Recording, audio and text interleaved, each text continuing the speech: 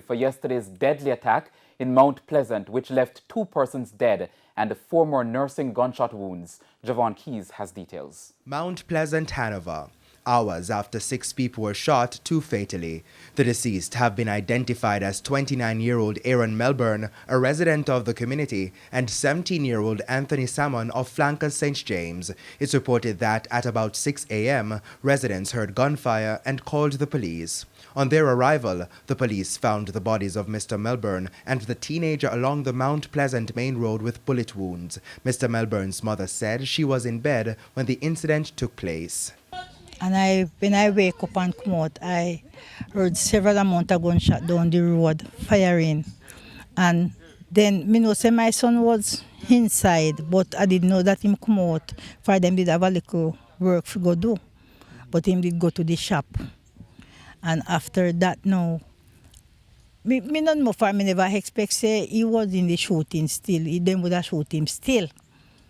So then when I hear the firing of around hundreds of gunshot fire, whole heap. Mr. Melbourne's cousin Paula says she's in shock. And when I go down and see him, he got several shots.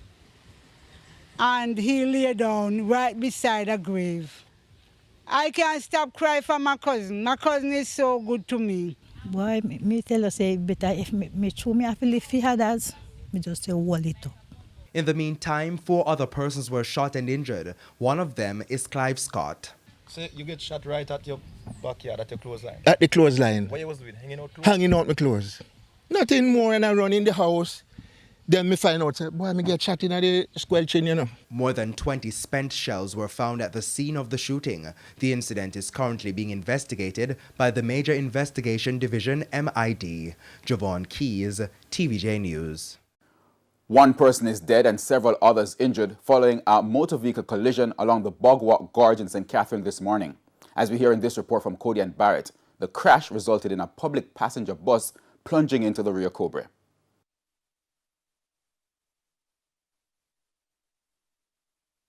After 11 Tuesday morning, it was being hauled out the river and onto a wrecker. All 13 persons involved in the crash were already rushed to hospital. 1 fatality was reported. A woman, identified as 59-year-old Valerie Ennis of White House Housing Scheme, Linstead in the parish.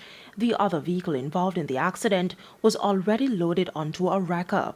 Police arrived on the scene within minutes, and as they cleared the area, there was a major traffic pileup. According to reports, the collision occurred around 9:30 a.m. The Toyota Fielder was heading towards Spanish Town and the bus was heading towards Bog Walk when the Fielder overtook a line of traffic and went into the path of the bus and caused the bus to plunge into the river. To ensure no more bodies were left behind, divers were brought in. We will continue to search the area to see if there's anybody inside there. We've asked for the assistance to get divers. Some divers were here earlier, but because of the murkiness of the water, they're unable to see.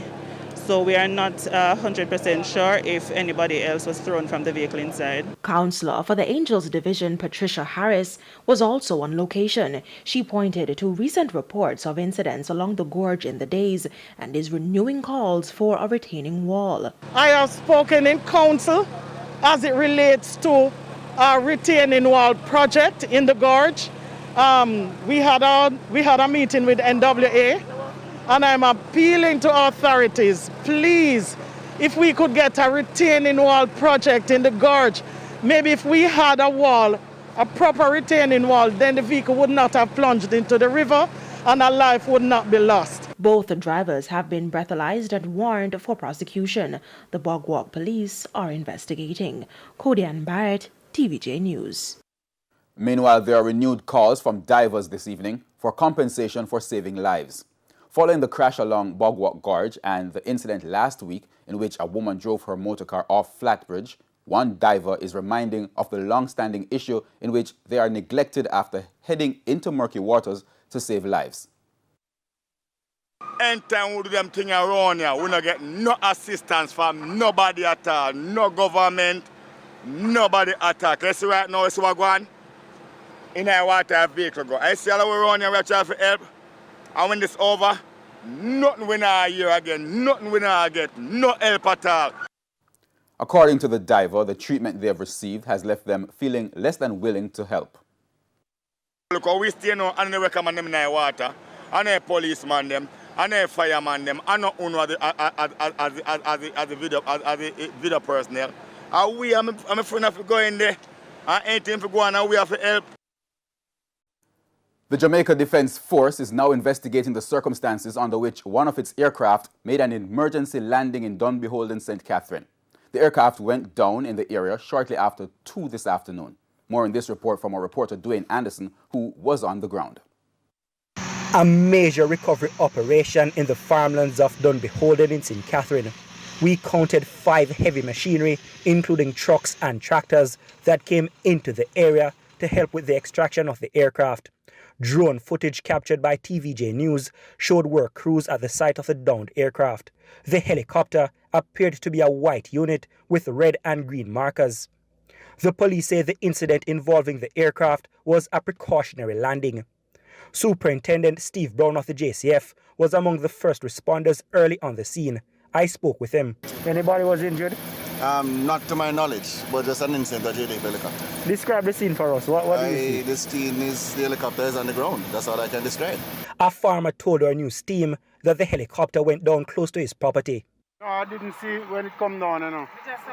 I just came and see like the tail up in the air, the white part of the tail of the copter up in the air. So I don't really see when it come down. Describe what you're seeing around here. Like, it's like people injured, they're trying to rescue anybody. No, I didn't see anybody. You see a white helicopter land, and it lift up, go back down below inside, then it come back this side, then we really look at explosion. The condition of the crew aboard is still unknown. In the meantime, another military helicopter provided aerial support for the operation. JDF soldiers on the ground have since taken control of the scene and treated the space as a highly sensitive area. Now, if the incident involving the helicopter wasn't dramatic enough, a short while ago, a team of us, members of the media, including Television Jamaica, we were here doing our work, and 2 members of the Jamaica Defense Force came over and ordered us to hand over our cell phones, our microphone, our cameras, and take down our drone. Now, we asked them what was happening and then demanded that we speak with somebody in authority. They then quickly retreated and went back to their base. Now, of course, let me tell you that we were ordered to stay about 300 meters away from where they've established as the, let's say, a quarantine zone or the no-go zone, and that's where we are. So we were quite befuddled about what transpired after that. Reporting for TVJ News, I'm Dwayne Anderson. And the Center for Investigation of Sexual Offences and Child Abuse, CISOCA, is calling for greater collaboration between the justice system and the police to send a strong message to perpetrators of sexual offences. Head of CISOCA, Senior Superintendent Charmaine Shand, made the call today as she expressed concern about an increase in teenage pregnancy. She says the problem is more prevalent in deep rural communities. SSP Shand says CISOCA has noticed that some persons in rural areas have been protecting sexual offenders. Most cases that come to the attention of the police where pregnancies are concerned in those deep rural areas are cases where a child will turn up at the health center, they'll turn up at the medical facility, and that is the first time the police in the area knows. Now, what we know is that the community has a responsibility to report these matters and to stop protecting the offenders. These children are pretty young. We have 13-year-old reporting to Kingston and St. Andrews, Sissoko. That report here, and after medical examination, it is found out that the child is pregnant. It is something that we have to take a stand. SSP Shand was speaking today on the morning agenda on Power 106. The impact of COVID-19 on mental health in Jamaica is the focus of a study which is being spearheaded by the University Hospital of the West Indies, UHWI. The issue has taken prominence as more Jamaicans who've contracted the virus are showing signs of mental illness. Shamela Pullen has been speaking with a consultant psychiatrist. Experts say 1 in 3 persons who contract COVID-19 suffers from mental illness. Consultant psychiatrist Dr. Winston Delahaye says so far, the primary disorders seen include post-traumatic stress disorder, major depression, and post-COVID psychosis. Dr. Delahaye says he too has been treating some of these cases. So a male 60-year-old who otherwise had no previous mental health issue, had the coronavirus, was admitted for 2 weeks at the University Hospital, discharged. Physically, may have had some challenges in terms of breathing issues and so on, but prior to being admitted had no mental health issue. All else was well, except that this person had great fear entering their home. In fact, they didn't recognize their home. They thought they were still in Montego Bay when they had moved to Kingston for over 20 years. Now, a local study is currently being done at the University Hospital of the West Indies UHWY Psychiatry Department to get a true picture of the situation. These would be persons who are healthcare workers who have seen it fit to seek help. Of course, as I indicated before, there are increased risk of exposure to the virus and exposure to persons dying. So it's a major challenge. It's just healthcare workers or people who have, do you plan to include people who have COVID in this study? So there are other persons looking at other areas, and I think that includes those other persons. For my particular team, it's the healthcare workers who we've been seeing over a year or more. Dr. Delahaye says the long-term implications can be major. He says this can become quite costly to the government. If for no other reason, it's in terms of the cost of the healthcare system, the Ministry of Health, being able to project and predict the kind of expenditure. So already we weren't doing the best in mental health, as you're probably aware. Even more so now, we need to beef up those resources. Shamela Pullen, TVJ News. The issue of electricity theft was again discussed at Thursday's Joint Select Parliamentary Committee reviewing the Electricity Act 2015. While condemning the prevalence, one presenter is questioning Jamaica's political will to address the problem. Renewable energy producer WRB Energy made its presentation to the Joint Select Committee reviewing the Electricity Act 2015 on Thursday. WRB President and CEO Robert Blenker called for greater transparency in the management of the sector. He also criticized years of inaction in dealing with electricity theft.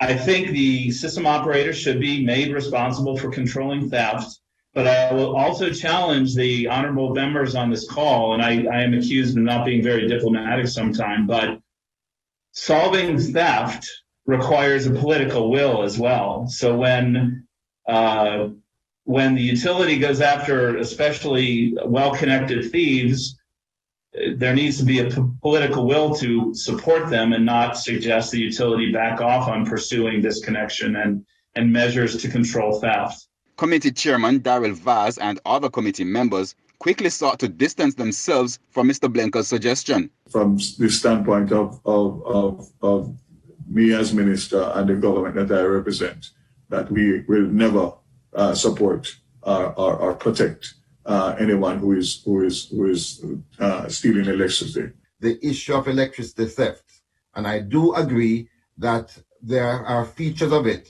in my constituency, but it is not only amongst poor people.